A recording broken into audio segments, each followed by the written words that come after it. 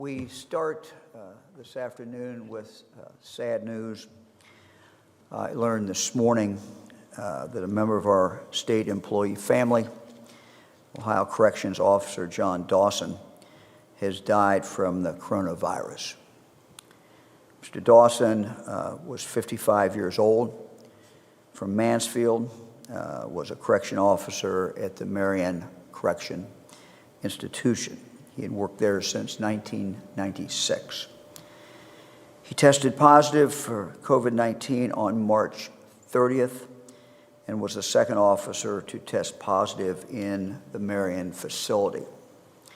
He worked in the control center, the key control room, handing out equipment to staff. He had underlying health conditions. Our hearts go out to his family, his friends, and to his co-workers. You are all in our prayers, and we're very, very sorry. We currently have 48 members of the staff who've tested positive, 17 inmates, and those come from 7 of our prisons. We are very aggressively testing in the prisons, so when someone has symptoms, they're tested. We are doing well in Ohio. And I think when you watch the news and you see what's happening in other places, we're doing well. You all have done a great job. But Mr. Dawson's death reminds us that as we celebrate the fact that Ohio is doing comparatively well, we are still seeing a large number of deaths. People are dying every single day. Dr. Acton will have that report. That continues, and we know that will continue for some time. So our heart goes out not only to Mr. Dawson's family, but to all those families who are suffering because they have lost a loved one because of the coronavirus. One of our great challenges in Ohio, and something that I think about in the morning, I think about at night, is the fact that we do not have personal protection equipment for every Ohioan that needs it. The need for this is great. The need for this is great because of the coronavirus. So I'm going to talk a little bit about this, and there is some good news. Let me start with what Battelle is doing, and we talked about that. About the fact that Battelle located in central Ohio here, now has the ability to basically recycle, sterilize 160,000 masks a day. Why is this important? It's important because we don't have enough masks. We have people who are in nursing homes that don't have the mask, who are working there. We have first responders who don't have masks. We have people in hospitals who are wearing their masks much longer than the normal protocol would provide. We are trying to get masks into the state. I was on the phone last night talking to someone who's working to get us masks in from China. And this is a struggle. And so the use of Battelle and the recycling of these masks is so very, very important. And so I got off the phone a couple hours ago with the CEOs of many of our hospitals, but I want to make a public plea to them and to everybody in every hospital in the state of Ohio or any place where you are using personal protection equipment when you're using these masks. Every mask is precious do not throw one away. We now have the ability in Ohio to use that mask up to 20 times. And the way it works is they can be taken into Battelle, and Battelle will run those. And they basically mark on the mask how many times that mask has been run. So every time they mark it, change the number on that mask. So this is very, very important. And I would say to everyone who has these masks, it's important to recycle them. It's very, very important to do this. And when you do not do that, you are really denying somebody else a mask because we only have so many. And we are getting them in. We're trying to distribute them where it's appropriate, where the need is the most. But we are a long way from being able to give the appropriate protection to everyone out there that needs it. Our grocery workers and others, they need protection as well. So we are all in this together, and I just appeal again to our hospitals to send those masks to Battelle. Please, please take advantage of that. They can reach Battelle at battelle.org, BATTELLE.org.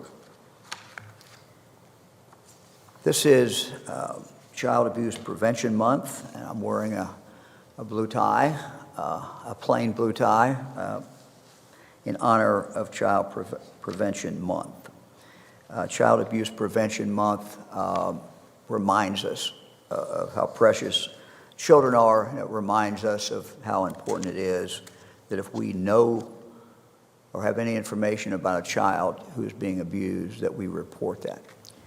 This is a particularly difficult time because many times the people who report child abuse are what we call mandatory reporters. They're people who, by law, when they see an abuse, they report it. Some of the people who do the best reporting are our school teachers. And now, of course, with kids not in physical buildings, there's not the opportunity for the other eyes outside a home to look at that child. So I would ask everyone else to try to be more vigilant as we go through this period of time. The reports of child abuse are down. I think we can fairly say that that's not because child abuse is down. It is because we do not have enough eyes on these children. So if you're in a situation where you can see what's going on, we would ask you, please make sure you report this. You can call 855-OH-CHILD. That's 855-642-4453. 855-642-4453. Finally, let me thank our children's services workers. You're at the forefront. You're out there. You're making a difference. You do it 365 days a year. We are very, very grateful for what you do. Some happy news. I was on the phone last night when Fran and I were actually taking a walk on our farm with Tim Cook, CEO of Apple. And I just called him to thank him for a very, very valuable gift. And that is 100,000 of the N95 masks. So we will be getting those out to our frontline health workers. We thank Apple. We thank Tim Cook. Thank the entire Apple family. Those 100,000, I can guarantee you, will be well used here in the state of Ohio, and we are very, very grateful. I also want to thank Jobs Ohio and One Columbus for making the connection to Apple. Jobs Ohio is providing input as part of the PPE Alliance and assisting the state with rapid procurement requirements. We're very appreciative of them for doing that. Our goal each day is to do everything we can to protect our protectors, those folks who are out there at the front line making a difference. Let me now talk a little bit about the National Guard. As we've talked before, the National Guard is directly now involved in helping our food banks across the state of Ohio. They're helping to distribute food and supplies to families. These food banks heavily relied on volunteers.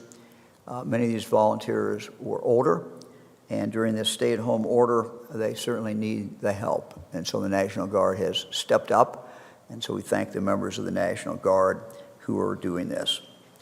Members are also working with General Harris and Dr. Acton, helping to expand hospital capacity in our state.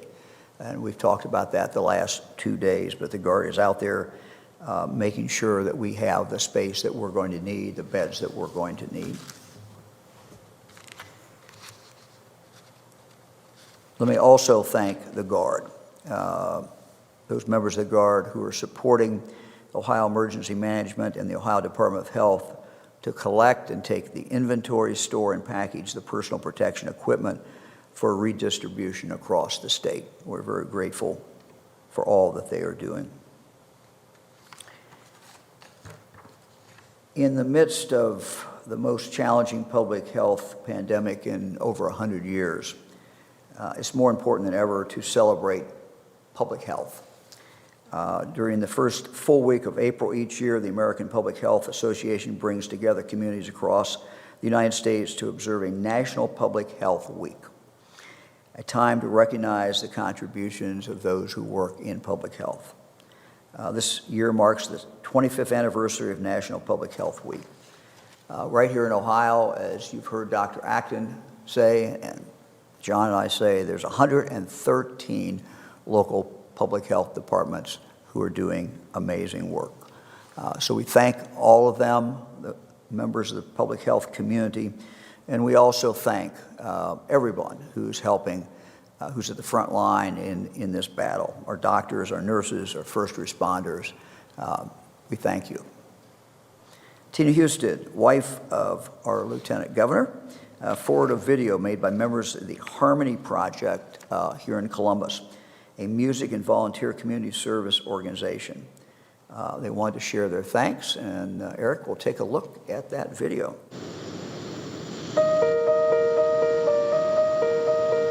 To all of our doctors, our nurses, our EMS workers, our physician's assistants, direct care providers, to all of you who are out there on the front lines, risking your lives to save our lives, thank you. Thank you, thank you, thank you. Is so proud and thankful for all that you're doing. And every morning in Tefillah, we think about you. Thank you, thank you, thank you. You are sheroes and heroes. Thank you so much. My deepest gratitude. Thank you so much. We offer you these virtual hugs as a reminder of the incredible gratitude we have for you. Thank you for everything you do and for keeping our family safe. From the bottom of our hearts, thank you. I just want to say thank you to all of you who are out there on the front lines. May peace and strength be with you. Thank you for everything that you're doing. Please know, we love you, we appreciate you, we honor you. Thank you. In this Together Ohio, we thank all of them. Very nice. Some other good news. Today I've asked the board, the Ohio Bureau of Workers' Compensation, BWC, to send up to $1.6 billion in dividends to Ohio employers and to send it this spring to ease the impact that the COVID-19 has had on our economy and our business community. We hope that we know that this will help. This dividend equals approximately 100% of the premiums employers paid in policy year 2018. BWC will apply the dividend to an employer's outstanding balances first, including the recent installment deferrals. Any amounts exceeding outstanding balances will be sent to the employer. For those employers, it means one less bill to worry about. As in previous years, the dividend is possible due to strong investment returns on employers' premiums, a declining number of claims each year, and prudent fiscal management. It's also due to employers who work hard to improve workplace safety and reduce injury claims, and to the employees who do that as well. Even with the downturn in the market, BWC is able to provide this important dividend to employers while maintaining funds to take care of injured workers for years to come. If approved by the board of BWC, approximately $1.4 billion will go to private employers. Approximately $200 million will go to local government taxing districts. Checks will start going out later this month.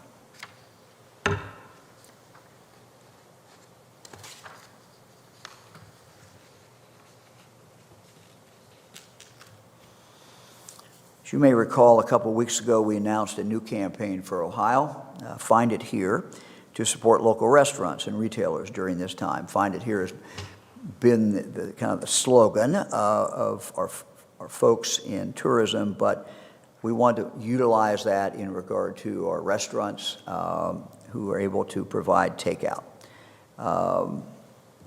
We continue to try to support them, and we thank them for what they do. Today we're launching a new video and new print ads to continue our efforts to support and showcase our local businesses. Let's take a look. Always been a great place to live and work.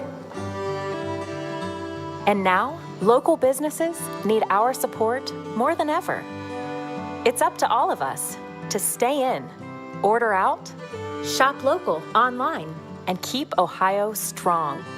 Because even though right now we have to keep our distance, in Ohio, we've never been closer. Have carry out for dinner tonight. You can visit ohio.org/supportlocalohio to see the restaurants. Again, that's ohio.org/supportlocalohio to see the restaurants, the shops, and the virtual activities from across the state. Now I think Kim Hall is here. Kim will be coming up on the screen in a minute. Kim heads up Jobs and Family Services. She's going to give us a little update. It's a huge department that covers many things. So Kim, thank you for, there you are. Thanks for being with us, and give us a little report. Thank you, Governor. Good afternoon, everyone. I too am wearing blue today, and I also want to acknowledge all of those who work in the children's services field, especially our caseworkers who are on the front lines of protecting Ohio's most vulnerable population. Thank you so much. The Department of Job and Family Services operates 8 statewide programs that impact the lives of millions of Ohioans every day. Our agency has always focused on providing opportunities and support for people in need, and now the 2,100 employees that make up the ODJFS team are diligently working to respond to the COVID-19 pandemic. As our challenges have multiplied, so have our efforts in key areas.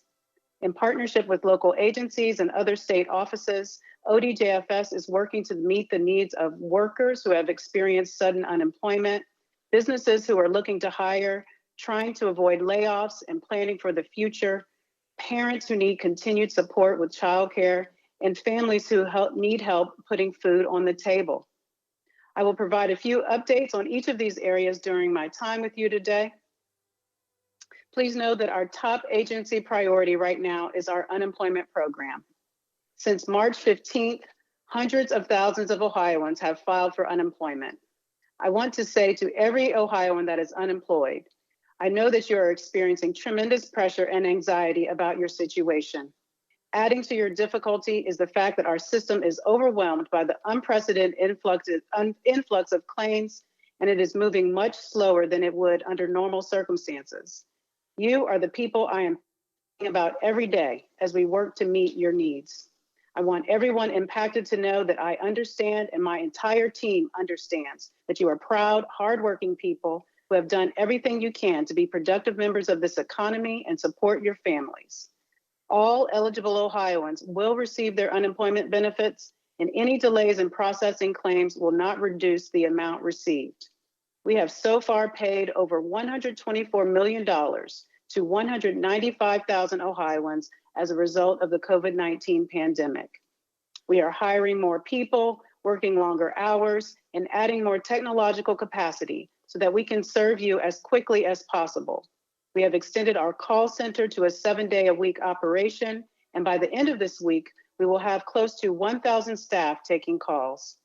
Our planning is underway and moving rapidly to build the new system for self-employed claimants and other groups that the federal government has granted expanded eligibility. I am deeply grateful for the unwavering support of the governor, the lieutenant governor, and my cabinet colleagues as we aggressively pursue these solutions. For those Ohioans whose jobs have been impacted by this crisis, we understand that you have earned these benefits, and our team will not rest until you receive them. We know how hard businesses have been hit by COVID-19. The governor and lieutenant governor have addressed this issue every day. We have partnered with the Governor's Office of Workforce Transformation in the launch of a job search website, coronavirus.ohio.gov/job search, and it has postings for essential jobs that employers have open right now. There are also many Ohio businesses seeking alternatives to laying off employees. For those businesses, we've posted layoff aversion information on coronavirus.ohio.gov that outline programs like Shared Work Ohio that provide options for employers to explore prior to laying off their employees. ODJFS and local workforce areas are still providing employment services. Half of the state's Ohio Means Job Centers have remained open, and the others are providing assistance virtually to help job seekers with their unemployment needs. Additionally, the OhioMeansJobs.com website is still a great online resource to meet the needs of those who are looking to get hired at essential businesses or are taking this time to brush up on their skills. We know that childcare is a critical need in order for parents to work, and ODJFS is managing the pandemic childcare program for essential workers that the governor announced in March. More than 2,200 programs have been approved to operate since March 17th, and so far we have nearly 22,000 children enrolled. These programs are all required to meet basic health and safety standards while also limiting capacity to no more than 6 children in a space as we stay mindful of our social distancing guidelines. Nutrition assistance is another key ODJFS program that is critical at this time. As the governor shared yesterday, JFS will provide additional support to Ohioans enrolled in the SNAP program during the pandemic. Beginning this week, those who did not already receive the maximum monthly allotment for their household size in March will be issued an additional payment. Also, Ohio obtained federal approval to waive administrative verifications that are normally required at food banks, and this streamlines the process and limits person-to-person contact. Individuals may qualify for the SNAP program if their household's gross monthly income is at or under 130% of the federal poverty guidelines. To apply, please visit benefits.ohio.gov. We are glad to be able to offer this additional assistance and hope these measures will help families stretch their monthly food budgets as we weather this storm. I am so proud to work shoulder to shoulder with some of the most talented leaders in the nation at this moment in time. I know this is a difficult time, but ODJFS is here to present opportunities, and we will weather this storm together. Thank you, Governor, for the time. Thanks, Director. Appreciate it. Thanks for joining us. Lieutenant Governor. Thank you, Governor, and thank you, Director Hall. I know one thing that we all understand, that behind a statistic is a real person. It is a real person who, for example, if you're attempting to get unemployment benefits, who has needs, who has concerns and fears in life, and we understand how important it is, and I know the Director and her team are working very hard to provide all the services that they do at the Department of Job and Family Services here in the state of Ohio. Pivoting from that, I know that there is a great irony that also exists in our economy right now, because at coronavirus.ohio.gov/job search, there are now 33,641 jobs that are available from 478 employers. Now we need to understand what's behind this. We have screened this system. This system only includes businesses that we know are not just essential, but critical to the supply chain of serving you during this difficult time. Anything from healthcare to manufacturing that maybe is ramping up to make some of the PPEs and critical equipment, to the food supply chain. All of this is incredibly important, and there are over 33,000 jobs available right now. So if you are in a position that you can fill one of those jobs, or you know somebody who can, please send them to the job search portion of the coronavirus.ohio.gov website. And I know that one of the questions that I get and the governor gets all the time are from people who are wondering, when will things get back to normal, and what will that be based on? This is a question that we wrestle with constantly. It's a complicated answer. There's no doubt about it. And I first want to start with the good news. The good news is that thanks to the wisdom and decisive action of the Governor DeWine, Ohio's in a much better place today than we thought it would be. We have not experienced the catastrophic scenarios that we surely would have if those actions hadn't taken place. So that's the good news. And it's not only the governor's actions, more importantly, it's your actions in response to what he asked you to do, which was the social distancing, the hygiene habits, and all that comes along with trying to make sure that we slow the spread. And that's the good news, because collectively, we as a state have saved a lot of lives and avoided the catastrophic scenarios that we surely would have experienced without those actions taking place. Now, the bad news. The bad news is that we are still deep in the midst of a health crisis. In a few moments, Dr. Acton's going to give you the statistics of what happened overnight. More people went to the hospital, more people died than the day before. And those aren't models, those are real people. Those are people with families, people with loved ones, and we deeply, deeply care about what happens to them, and that we know that we are still in a battle that has to be won. And that's the bad news. But another consideration also as you look at this is something the governor touched on earlier, which is the existence of PPE. We don't have enough yet.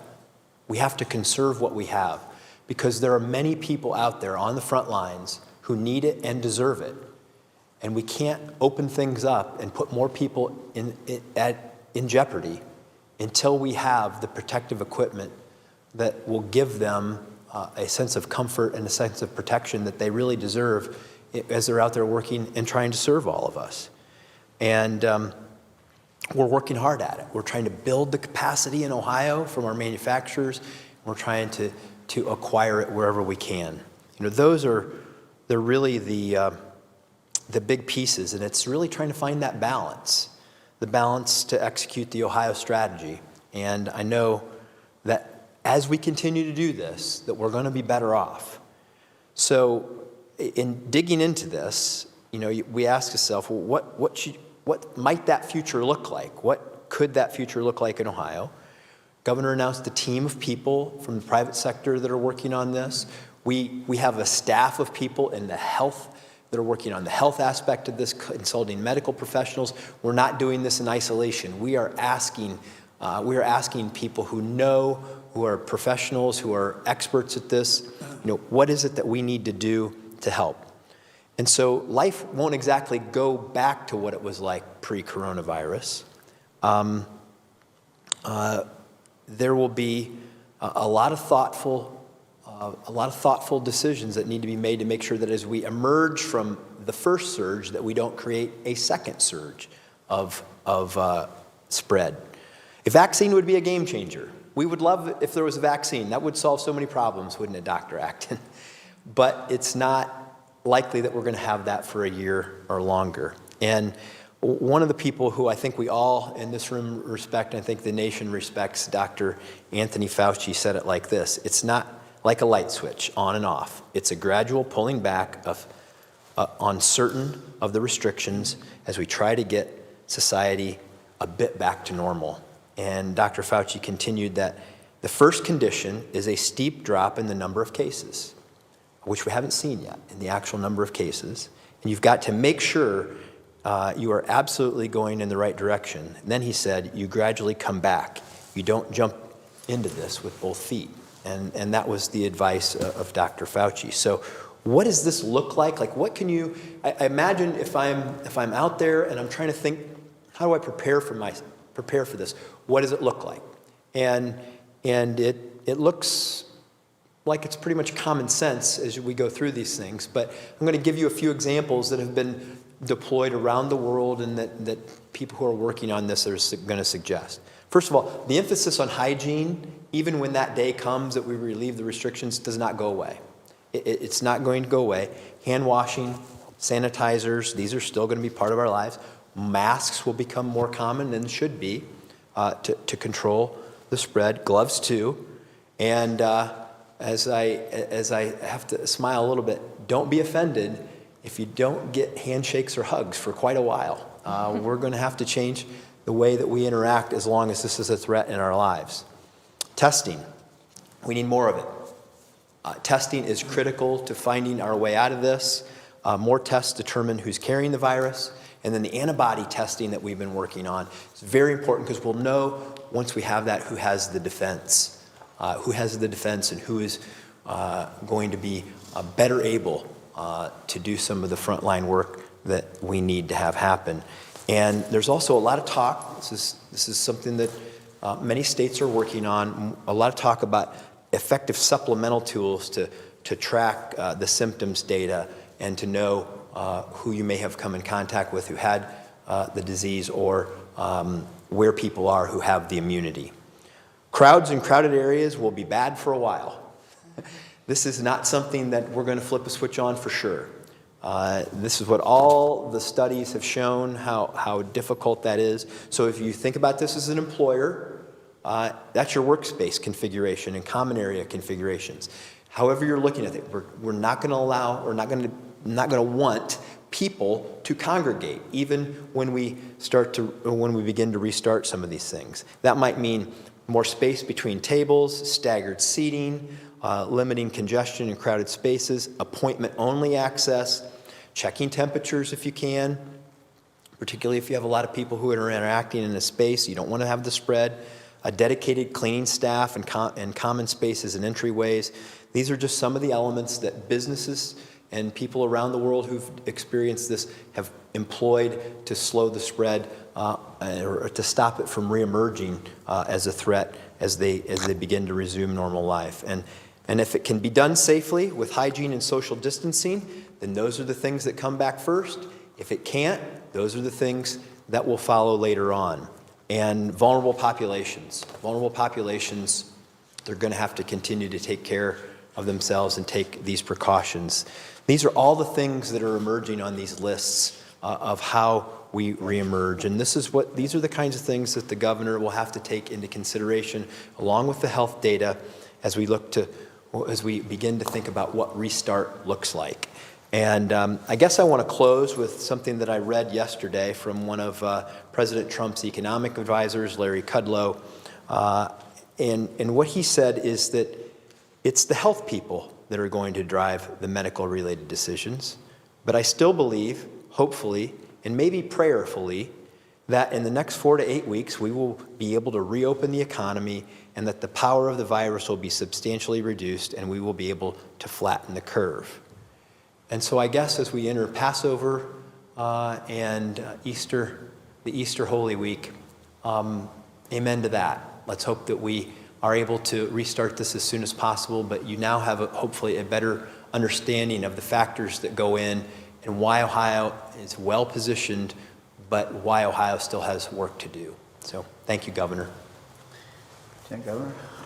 Dr. Acton. Okay. Good afternoon, everyone. Let's get started with our slides. So today we have 5,148 cases as of this morning. That number continues to rise. We now are seeing cases in 83 of our 88 counties.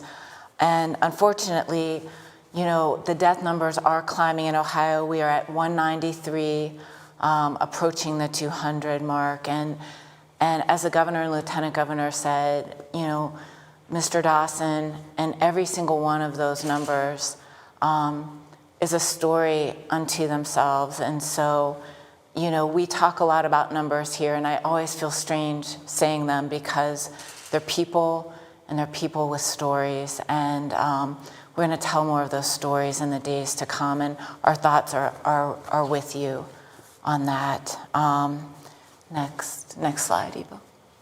So we're still seeing a median age of illness at 54. Our age range still less than a year age to 101. We have now tested 53,000 folks. Hospitalizations, to date, almost 1,500 hospitalizations, and ICU admissions at about 472 right now. And these weeks that you have created have given our hospitals and our healthcare system really time to structure and be ready. We still are experiencing, again, shortages of testing, plague us, and shortages of PPE, as the governor said. So the actions you're taking and keeping the pressure off our healthcare system are vital, because otherwise they wouldn't be able to provide that care for emergencies like our heart attacks and our strokes and car accidents and births. So the work you're doing in staying at home has been saving lives, and let me show you a little more about that. So the good news, and I know there's a lot being said about modeling. Again, the weather prediction models that will continue to change and ebb and flow. All the decisions we made, were based on the reality of a once-in-a-lifetime pandemic and sort of what we were seeing both clinically and what we knew works to slow down a disease for which there is no cure yet, for which everyone in the entire world was susceptible. So these models, I want to tell you more about them, but the most important punchline is this. Every single modeler, everyone who talks about it, is saying that we must keep doing what we're doing. We must, you're succeeding, but the second you ease back, we'll see ourselves in an outbreak that will really overwhelm our healthcare system. I think even the most conservative numbers of making sure we're prepared for worst case scenarios, to the folks who have said, we're doing so well, we might not run out of ventilators, which is our whole goal all along, is to not run out of that precious equipment, not be forced into difficult decisions. They are saying, Dr. Murray at the Institute for Health Metrics is trying to say to you, don't stop doing what you're doing. That's what these models are showing. And I want to talk about one piece of this because it's going to be important. We were one of the first in Ohio with these aggressive, bold moves. We want to be one of the first states out. But we're going to need to follow the modeling to get there. We're going to need to follow our testing results once we have them. And it's going to be based on this sort of premise of modeling. So we've tried to break it down for you here. It's all based on susceptible people. It's called SIR modeling. Susceptible, infected, and who's recovered. And this is really back to how infectious is this disease, how quickly does it double. We want to see that doubling time get much, much, much longer.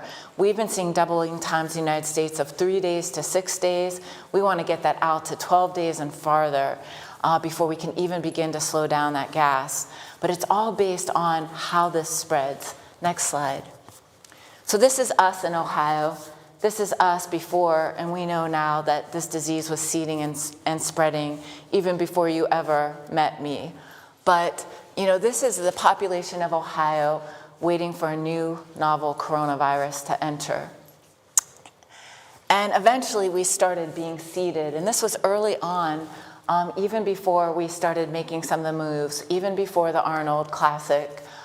We had travelers going back and forth. We took very aggressive measures to quarantine the people we know of, but we now know, and it's been publicized, that many, many people came back from places that were endemic with the virus and brought it back all over this country, and it was seeding in our country.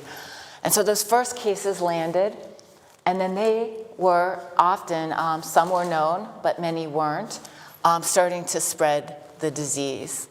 And so one infected person does that Kevin Bacon degrees of infecting 2.5 to 3 people in their sphere of influence, and then those go, and that's where we get that logarithmic spread of the disease. That's what we didn't want. We didn't want to be Wuhan, where they just went straight up that curve. We wanted to slow down that spread. Keep going. So that goes more and more. So the people who are infected keep spreading. But somewhere in here, we start to get the blue dots, and those are so important, and that is going to be important for our recovery. These are the people who are now recovered. So we have our susceptible people, the orange, the people who are infected, red, spreading, but then eventually we get those people who are recovered. And they are the people we're going to be detecting through our antibodies. They are going to be part of our recovery plan. They're also part of the people who can donate some of their plasma so that we can use antibodies as a form of treatment. So the blues growing is how we are going to eventually track this. Keep going. So before, in our earlier modeling, we knew all along that if you did nothing, we would have predicted 62,000 cases per day at the peak. And of course, we would have peaked long ago. In Ohio, if we were predicting up to initial peak projection on one modeling was 98,000 cases per day. We had another model that said 6,000 to 8,000. Our latest projection is 1,600 cases per day. Still a lot of cases per day, still a load on our hospitals, but this is the effect you have done. And watch this. In Ohio, we took our prediction, and you have basically done this. Evo's doing our little, Governor, I don't know if you can see it, but you have squashed this and you have stretched it. Honestly, this is you. This is what you have done. This is how you have saved lives. But please know that our data, the reason the modeling takes a while is it took about 2 weeks to see the effects of the strict social distancing. And if we stopped today, if we all ran outside in 2 more weeks, we would have gone way back up again. So that's the thing here. We've got to hold steady, hold the course. Next slide. So this is another way to look at it, and this is a little more of the story of what Ohio did. We did early mitigation. Some people came in a little bit later, and you see then that they're worse off on the numbers at their peak. Later and later in mitigation, this would have been no mitigation. And we'll have this on our website because I'm sure it's very hard to see on your screen. But we're very blessed to be in this category of the early mitigation, and we got to stay there. Thank you, Evo. Next slide. So a couple things I want to say to you. First of all, if there ever has been a time that we have to realize how interdependent we all are on each other, the One Health concept, the worldwide concept, this is it. There's no way out of this without what we are going to do together. And what we do in our state and what we do across this country is really going to affect each other. We will be talking more and more, just like Dr. Boutros said on a hospital call I was on earlier today with all the hospital CEOs. What this has done, what you have bought for our hospitals, is a way to start shifting. We don't have to build out quite as big, hopefully, if our behavior stays the same, in some of our big centers, the way you've seen tents are doing in our convention centers. We're still poised because this disease is stealth and we don't know where it will take us next. So we have that ability to build out large facilities now. But the other thing we've been building is the ability to be mobile and agile and flexible in our response. So we now know that there are going to be hotspots like our prisons, like our nursing homes. And what we are doing is taking not only this, how we build out very static structures, we, in a partnership with the state and local, are being able to move things quickly. So if we see a prison that is running out of PPE, we can get that there. If we see a small hospital that needs more ventilators, we're actually going mobile. And our best experts are coming alongside each incident, each flare-up, and just crushing it. And that is a big part of how we are going to get out of this early. I also want to say a couple other things. First of all, in addition to being a blended family, we are also a religiously blended family.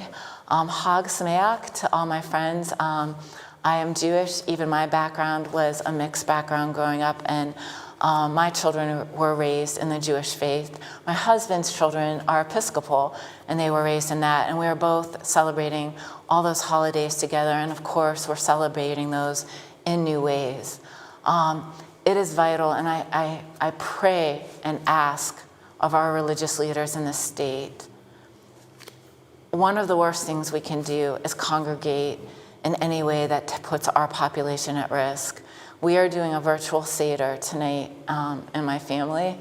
My friends dropped off. I couldn't cook. They've dropped off the foods that I love, and I love to cook. That's another thing I haven't shared.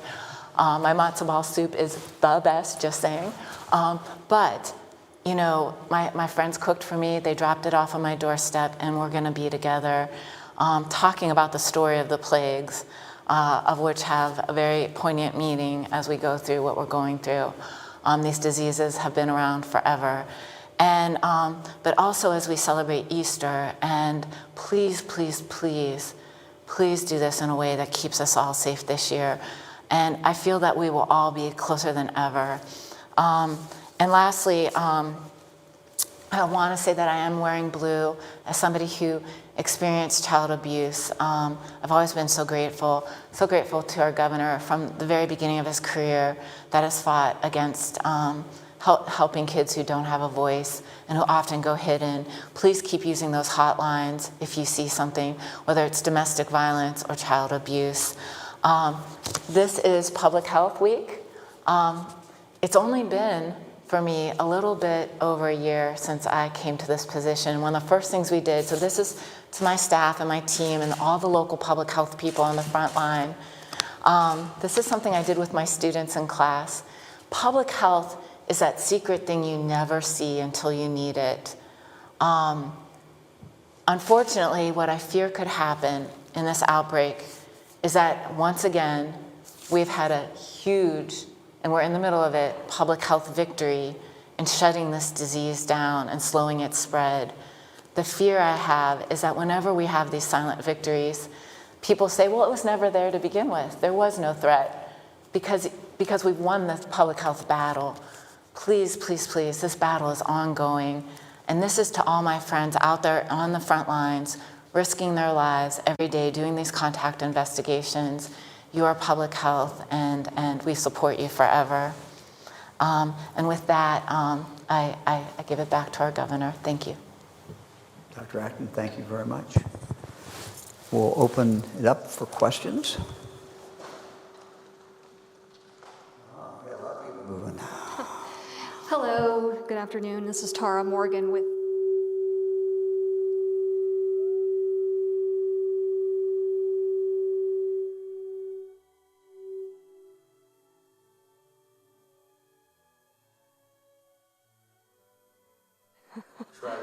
Hi, sorry about that. How soon could we see more testing in Ohio to see where the virus is to ease restrictions, with the president indicating in a tweet today about wanting the country to open up sooner than later? And do you have a benchmark for cases to do that? Dr. Acton, you want to take that? Yeah. Oh, we have been on the phone with the people who produce the tests themselves, the companies that are doing some of the greatest, most innovative work our country has ever seen. We do not have enough testing. And they're working tirelessly. They're allotting the tests that they do have as equitably as they can across the states. There are many, many issues in the supply chain having to do with the reagents that are used both in extracting the RNA and then running actual tests on it. So the chemicals that are needed for this, in addition to all the other things like the testing swabs we've talked about, which are again starting to show a shortage, they're a complex brew of chemicals that are large, have very intricate supply chains that are worldwide. Some of them are botanical type, biological in nature, and some of them are chemical in nature. They are not things that I can mix up in a lab or knock off, sort of like a knockoff brand. And so it's very, very complicated as to why we don't have testing. And if I was the media, I would keep asking, how can we help these companies get the things we need? This is going to be a long haul to get all the stuff we need in testing. I know the people on the front lines are doing everything they can.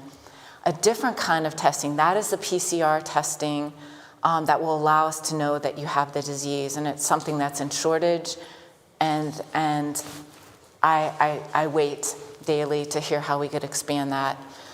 The other kind of testing is a blood serologic testing that is a finger prick. FDA just approved the first. We hope there will be many at this. And that is something, once again, that takes a while to get into production and ramp up. We are in line on every one of these queues to get whatever we can. Hi, Dr. Acton. This is Molly Martinez with Spectrum News. My question is both for you and for the governor.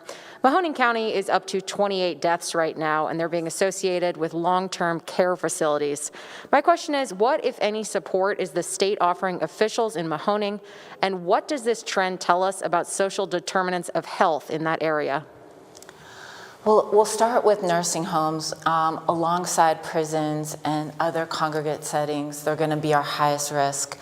So Director Maureen Corcoran and a whole team have been working side by side with the industry nonstop since this began.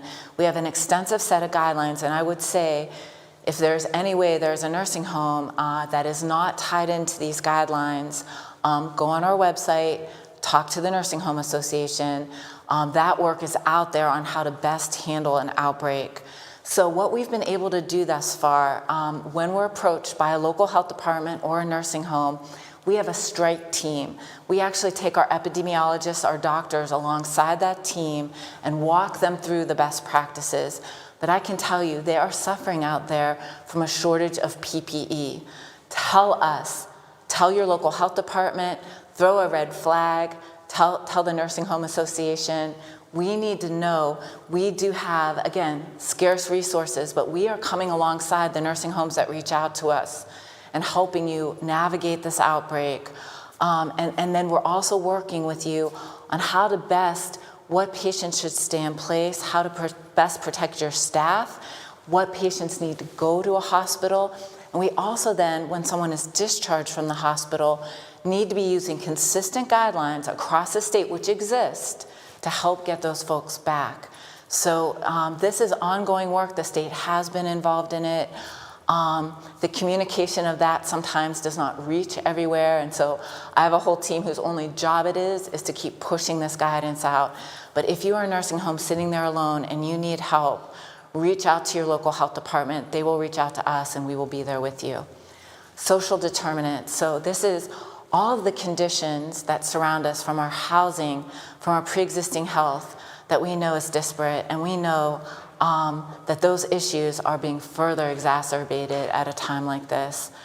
I want to say this. I will be tomorrow talking more about the issue of social determinants on health. This is a huge strain on our social services. Every one of the nonprofits are dealing with the same issue: staff out, staff sick. You know, everyone's budget is being cut right now. Whether you're my agency, my budget is being cut drastically to get through this period. To every nonprofit, this is something I think we need a larger discussion about by our leaders. This will be something that needs to be discussed nationally, because the lifeblood that helps us surround people who fall between the cracks is a complex one. It is the state, but the state is one player alongside nonprofits. Our philanthropies have come to the table to try to help, but they're all struggling. Food banks are struggling. We're all struggling. So that infrastructure, that safety net, is really being tested in ways it never has before. So in a place like Youngstown, where I grew up, people like me growing up the way I grew up, workers on the front line who can't afford to stay home right now, who are in essential businesses, are disproportionately represented. And this is a dialogue. It's so much bigger than I can do now, but it's one our nation needs to have. Thank you, and Thank thank you you for your work. Thank you. Hi, this is Jessie Balmer with the Cincinnati Enquirer. Kind of following up on the nursing home question. Do we know how many of Ohio's COVID patients are from nursing homes, either residents or staff? So our numbers that we have that we're presenting right now are based on, and it's I won't take you back through the slides, but on our website has it broken down by people that are hospitalized right now from long-term care facilities. Now, at the local level, health departments are investigating each and every one of those nursing home outbreaks. So, there is data that lives within sort of the people who have not hit hospitals that we're collecting in ODRS on cases, and that our case data is showing when we know that it is associated with the long term. And similarly, but once again, so many people, there aren't enough tests to go around. So once they test a few people in a nursing home and they know it's there, we are clinically assuming that the other cases that have the same symptoms are it. So that's being tracked. And actually starting new tomorrow, we have a case definition that has changed nationally, where we aren't going to just say someone is a case because they were tested as positive. We have a new definition of possible or probable case that is going to be for all the rest of us who are mildly ill or who were diagnosed as an outpatient just based on symptoms. We think we have a good enough understanding of what a clinical case looks like. So that understanding of all the rest who have not been tested is going to grow each and every day. But every nursing home shouldn't be out on an island alone. They should be connected with their local health department, with their regional health plan, and ultimately with my team of the most expert epidemiologists walking through what they need to do in each case. That's how the system should be working. And local health departments should be able to share what nursing homes might have outbreaks or issues? Right, they can tell you where some of the hot spots are. The nursing homes themselves, I think, are being pretty open about that data. Adrienne Robbins, NBC4, and my question's for Dr. Acton. I know the report on ventilators is still not due for a couple more hours, but from what you're seeing, are you comfortable with the amount of ventilators that we have, especially with these new models showing just a fraction of the cases? And along that same line, is the concern more about PPE at this point instead of ventilators? That is a great question. So PPE was always one of the most driving factors of all of this, the lack of testing, the lack of PPE, which, I would love to say there is a quick fix solution right around the corner. That's why the governor is saying it's so important that people are recycling those masks, following conservation principles. We need to make sure we're getting what little bit we have to the right places. But ventilators, this is a good story for ventilators as long as we hold steady. Right now, we know our hospitals have that capacity. We have not exceeded that. We are equally pursuing extra ventilators. We won't need to buy as many if we stay steady, and that is important. And we also have this stash of unused ventilators that we can move around. But these hot spots are everything. If it's a nursing home in a community, or if it's a prison, like we saw it with Acton and Salem Hospital, they quickly, at small local hospitals, they quickly exceed that capacity. What we can now do, based on the time we have bought, is we can be more surgical about where we send it. We won't have every hospital going off the deep end at the same time, and we are actually now able to move those resources very surgically to where they need, which lets us conserve them and use them better. And again, all of that is the blessing we've had in Ohio to be able to manage these cases. And I want to say to the viewers, deaths are going to increase and cases are going to increase, even when we tell you that we have, ventilators okay, and you've bought us time. The death data, the hospitalization lags. It lags, and even though we see from the modeling that we're making great headway, the news is going to sound grim for quite some time to come, because we know that deaths follow by about 4 to 6 weeks, someone being initially maybe infected. So all of this we're going in the right direction, but we are not out of the woods by any stretch. Thank you. Jim Province with the Toledo Blade. I have a question for Governor DeWine.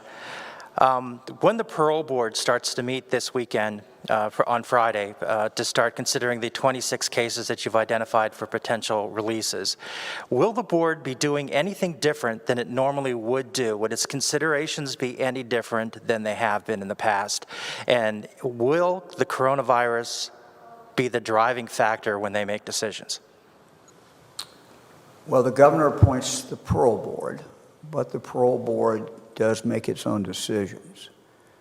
So what the parole board takes into consideration is really up to the parole board. I don't think there's going to be anything that's really different, except they're going to meet virtually. They cannot meet in person, so that will be different. We've asked them to meet quickly, so that will be different. They're going to be dealing with a lot of cases. I don't know that that's different. They handle a pretty large volume, but that may be higher than it would normally be. And we're going to ask them, depending on when each one of these comes to them, we may ask them to be in session on Saturday and come back on Monday. So that may be different as well. So it's a different time, and so those things are different. But ultimately, the parole board will come back to us, come back to me as governor with a recommendation, and they may also have conditions. If they recommend that someone should be let out, we would expect to have, certainly on some of them, conditions that will be set. Thank you. Kevin Landers, WBNS TV. My question is for Dr. Acton. Hi, how are you? Happy Passover. You just got done telling us that we need to keep doing what we're doing to squash that curve. And at the same time today, the CDC is considering loosening guidelines for some exposed to the virus. And under those proposed guidance, people who are exposed to someone infected would be allowed back on the job if they're asymptomatic. I'm wondering if you're okay with that. So there are two sets of guidance. I mean, one of the things is we really have to figure out right now who truly is recovered and has built immunity. There's no doubt about our ability to detect that and document that, especially because so many never knew for sure if they had it. And there are asymptomatic people who have had it who actually are immune right now that don't know they are. So much of using that guidance, they're just like I am developing the guidance on that, but our ability to do it is going to be so tied to us knowing for sure who that is. And then, we have teams of people working on how are we going to responsibly allow those folks back in the workforce. We have already talked a lot about that. I'll take healthcare workers, for example. We are having many, our highest numbers that are out in our numbers are healthcare workers. But if it's a doctor like me who's now been sidelined, had the illness and recovered, I'm exactly who you want back in your workforce right away because, I'm a little more Teflon. And for viewers at home, once you have this immunity, we're still learning a lot about how long that will last. Certainly, those studies are still coming. It could be quite a while, but those folks will be very valuable in the reentry back to our work and being able to know who you are, especially when we don't really know for most of the population who has been ill and who has recovered, is going to be crucial to using those guidelines and actually changing our policies.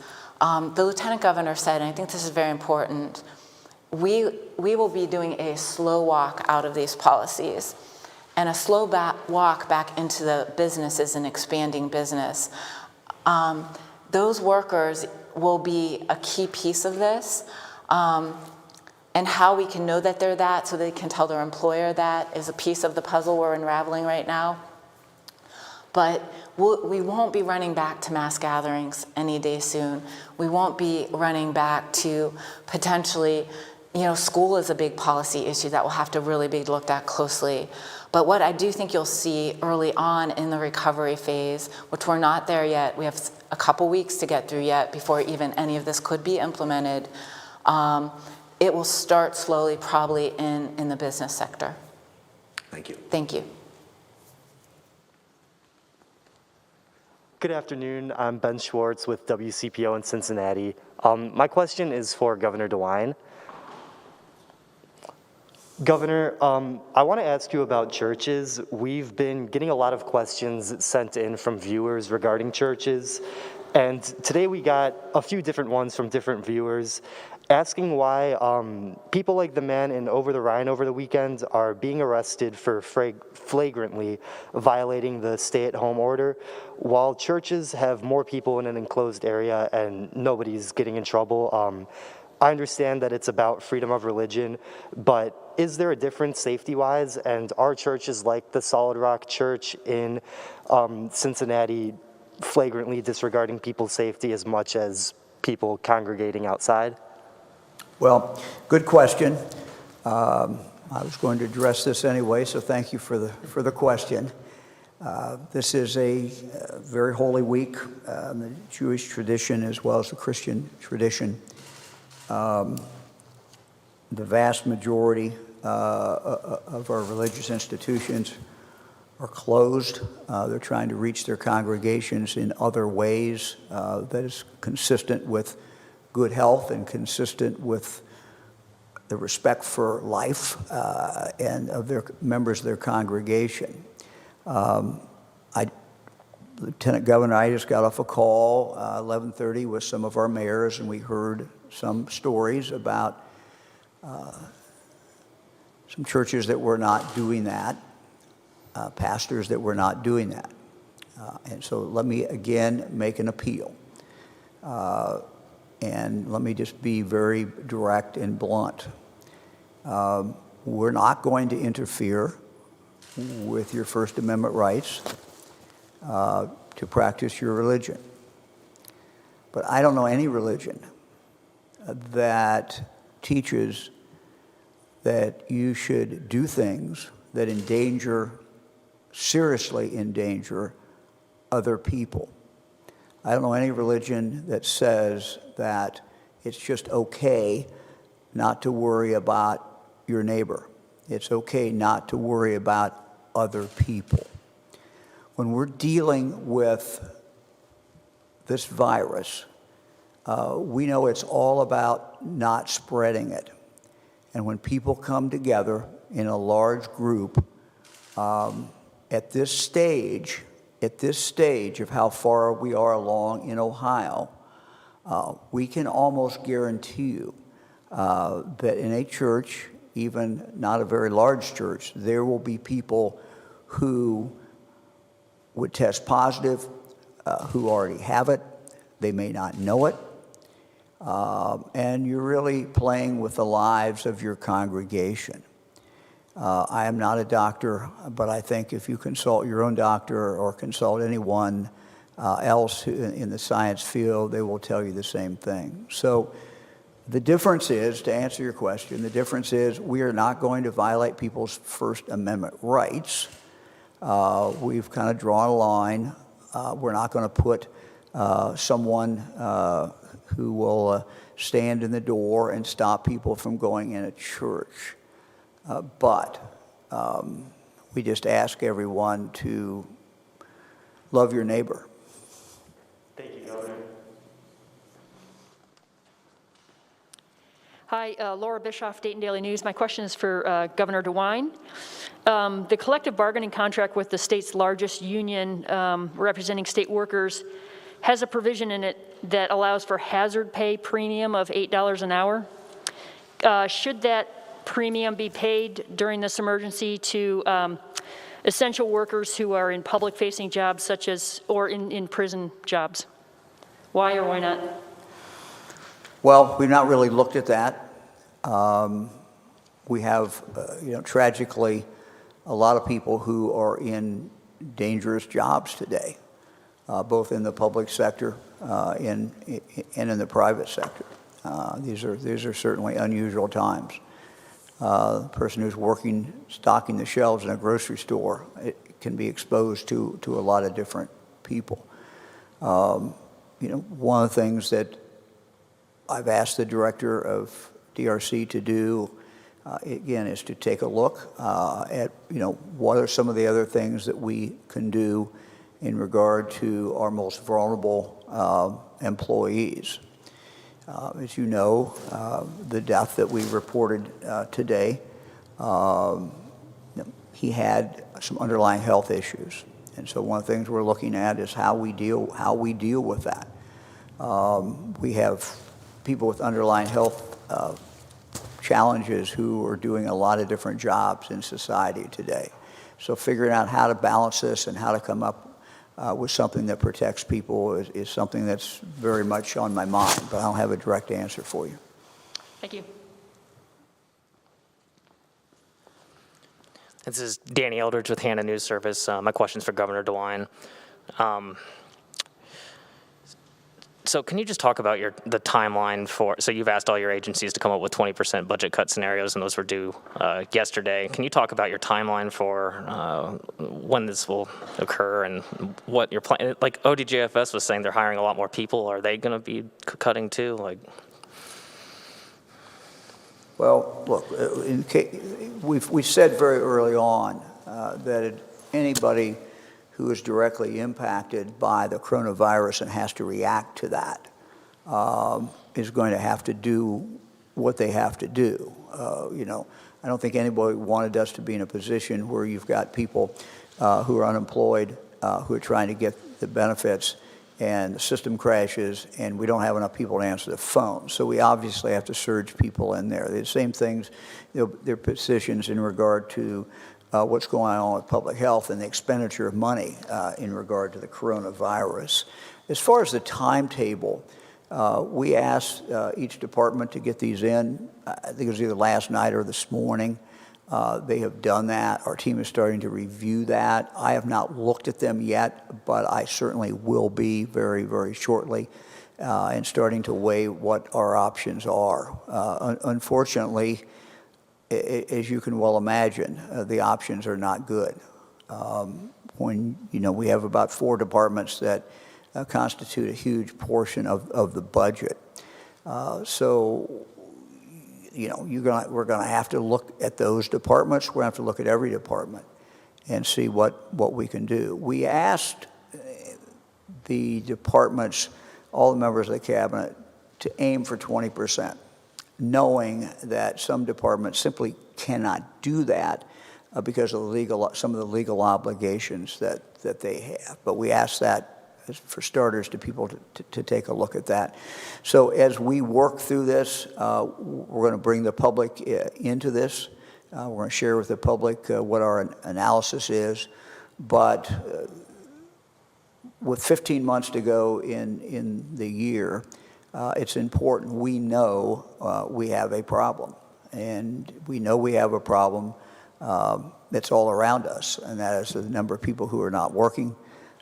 Whenever that happens, benefits go up, costs go up, social service costs go up.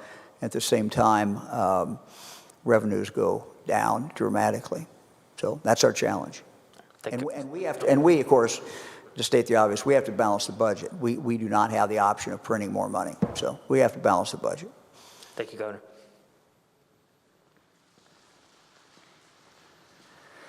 Hi there, it's Andrew Welsh-Huggins with the Associated Press, and this is a question for Dr. Acton.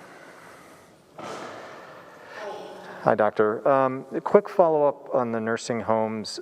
We've talked to some operators who feel like they should have a priority in testing along with the other healthcare facilities. Did the new testing model or standard that you mentioned previously today, would that cover it, their concerns, or is there any wiggle room for expanding the current testing standard to nursing homes? Yeah, so nursing homes, prisons, we have a 3-tier system. I believe it's on our website, but I'll make sure if it's not there, it is. But they are in the hierarchy of testing, and it really, how much testing occurs, we don't have enough testing to sort of blanket test everyone in a nursing home, and as you know, early on in illness, it can be falsely negative when it's positive, but often there's some testing of the initial cases in a nursing home, and then it's assumed by the clinical picture. So based on the testing that's available, one of the things we've been working on, again, and the bane of my existence is the fact that we can't do this. We have everything set up to do it. We have the ability to do mobile units and go to prisons and go to nursing homes. We have staff to do it once we have more testing, because that's the way we want to do it. If we had limited resources, we would just go after places that are the highest risk and make it as easy and convenient as possible. And so we are doing testing in nursing homes, but sometimes based on, the history that is being taken there, they might do 1 or 2 or 3 cases, know they have it, and say, we know we have it. So it's a very individual nursing home situation. But I agree. I mean, I feel that same way. We're working hard to test. We would like to test first responders. So it really is really judicious use of the tests that exist to kind of diagnose what's happening in a situation, and then use your clinical and honestly good diagnostic skills to go from there. Thank you.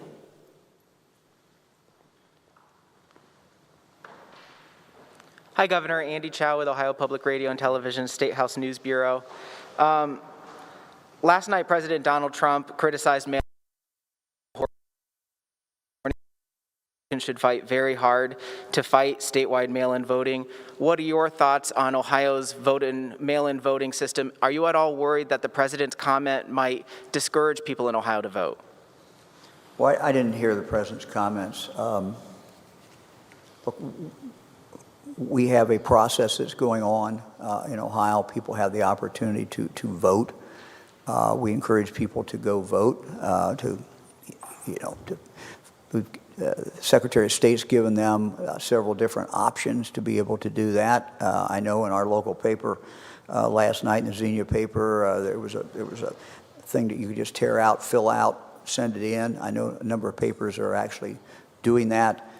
People can go online. They can get an application for a ballot. They can actually even write a letter to the local Board of Election. They can call the local Board of Election. I think if they write the letter, they have to have the last 4 digits of their Social Security card there. So we've made it pretty easy in Ohio. As you know, this was not my choice or the Secretary of State's. We had a different plan, but the legislature came up with this plan. We accept that. We think it's a plan that will allow people to vote, and we encourage everyone to continue to exercise that right to vote. And you believe Ohio's process is safe, not corrupt? Well, I think our process is safe. Look, I mean, we stopped the election, in-person voting, because we did not think it was safe. We didn't think it was safe for the 35,000 poll workers. We didn't think it was safe for people having to go vote in person right in the midst of a virus like this. So we felt that all of this we postponed the election, or we extended the election basically, because we didn't think it was safe. But yes, it's safe for people to vote in Ohio, and we're asking them to do that. Thank you. Hello, this is Laura Hancock from Cleveland.com, and I've been told this is the last question. I have a question about vape shops and just kind of COVID and vaping. Throughout the state, that there's like kind of an inconsistent enforcement. Some state health department or some local health departments are shutting down these stores. Some of the stores are still open, and they're all kind of doing a different thing. Some people are only doing curbside delivery. Some people are open to the public. So I wanted to know about that. And then also there's some early research showing that people who smoke and vape might be getting sicker when they get COVID, and I was wondering if you could address that as well. I'll take the first part. I did not understand what kind of businesses did you say? Oh, I'm sorry, vaping shops. This has not been brought to my attention that there is any inconsistency in regard to that. So I will certainly check check into that, see how it's being enforced around the state. But I was not aware of that. You know, we're on the phone to local officials a lot, and one of the questions I always ask them is there a problem? Inconsistency in enforcement, how's the enforcement going, et cetera. So I'll inquire. Dr. Acton, you want to take? Oh, I will just add, Governor, the that medical part of that. There is medical research, obviously pre-existing health conditions, so anything with the lungs from asthma, COPD, folks with that, or I hope at home you're being very, very careful. And certainly smoking and now air pollution. So there are some studies out that are showing that even in areas of our country where the air pollution is different, all of that, of course, takes more of a toll on your lungs. And of course, we know smoking does. And again, remember, we know this, nicotine is a highly addictive substance. People can't just stop what they're doing on a dime very easily. We know that. But this is important to know that it is a risk factor. Thank you. Thank you. Thank you very much. Well, a celebration of Passover begins this evening. I want to thank Howie Bigelman with the Ohio Jewish Communities for being so really proactive in providing appropriate guidance to communities across the state about how to safely celebrate Passover. Several years ago, Fran and our granddaughter Izzy were fortunate to have shared a Passover meal with some friends of ours in the Columbus area. And we remember that night, one of the first questions asked around the table was, why is this night different from all other nights? Well, this Passover is certainly different. Certainly different because, unfortunately, many cannot share the holiday with family, friends, guests that they traditionally invite for the celebration. Yet in spite of the pandemic, we find ourselves celebrating the festival of freedom.